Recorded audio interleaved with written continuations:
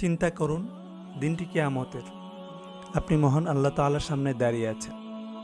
তিনি আপনার দিকে ফিরে বললেন, হে আদম সন্তান, আমি অসুস্থ ছিলাম, কিন্তু তুমি আমাকে দেখতে আসনি।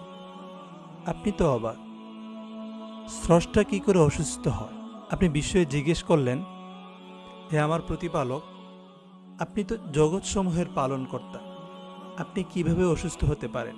তখন আল্লাহ তাআলা বলবেন, তুমি জানতে আমার অমুক বান্দা অসুস্থ ছিল, কিন্তু তুমি তাকে দেখতে যাওনি। তুমি যদি তাকে দেখতে যেতে, তবে সেখানে আমাকে পেতে। সেই অসুস্থ ব্যক্তিটি হতে পারে আপনার প্রতিবেশী, আপনার ফ্যামিলির কেউ, আত্মীয় স্বজন, এলাকাবাসী, আপনার শিক্ষক, আপনার বন্ধু। কি অসাধারণ কথা! একজন অসুস্থ বান্দাকে দেখতে গেলে যেন স্রষ্টার কাছেই যাওয়া হয়। একজন অসুস্থের সেবা করলে যেন আল্লাহরই সেবা করা হয়।